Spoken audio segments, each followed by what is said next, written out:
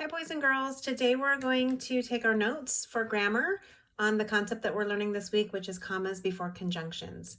And you learned a little bit about that yesterday, and today we're going to take some notes and do some examples. So go ahead and pause your video and make sure you write down what you see on the screen right now in your language arts notebook where you take your notes for grammar. Okay, now that you've done that, let's go ahead and just review. So our topic this week is commas before conjunctions. Okay, and a couple months ago we learned what conjunctions are.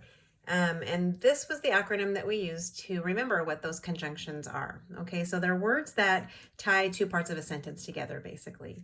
So those words are F for, A for and, N for nor, B for but, O for or, Y for yet, and S for so.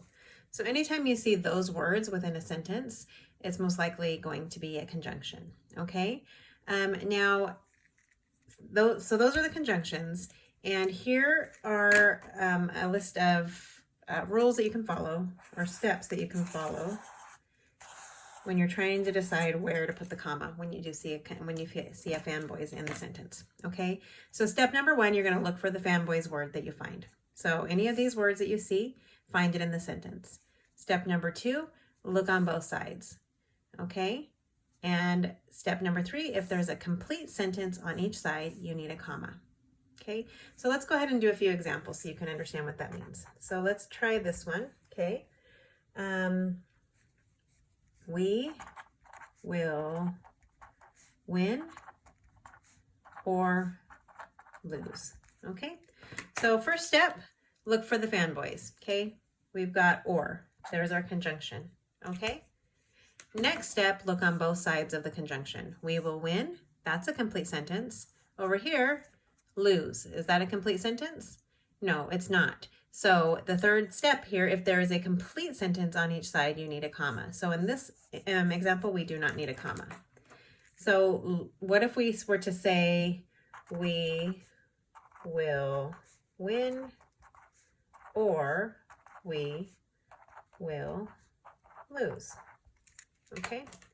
So again, let's follow those steps. Step number one, find the fanboys. Here it is, same conjunction that was in the first sentence, or look at both sides. So look at this side of the conjunction, we will win. Is that a complete sentence? Yes, it is. Now look at the other side of the conjunction, we will lose. Is that a complete sentence? Yes, it is.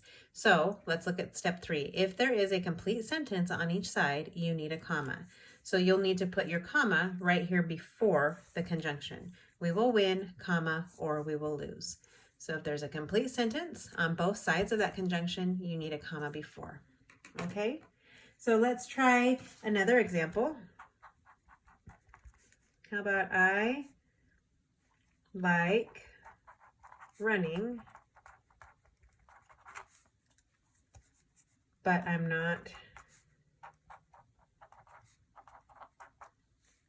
very fast. Okay, so there's your sentence. I like running, but I'm not very fast. Come up here, look at the steps. Find the fanboys. Okay, for and, nor, but, or, yet, or so. Where's that word? Here it is, but. Okay, I like running, but I am not very fast. Number two, look on both sides. So let's just look on this side of the conjunction. I like running. Is that a complete sentence? Yes, it is. Now look on the other side of the conjunction. I'm not very fast. Is that a complete sentence? Yes, it is. So we know we need to put a comma before that conjunction. Okay. How about this example? We went to the beach and to the park. Okay, again, let's go by the steps. Step number one, find the fanboys. For and, nor, but, or, yet, or so.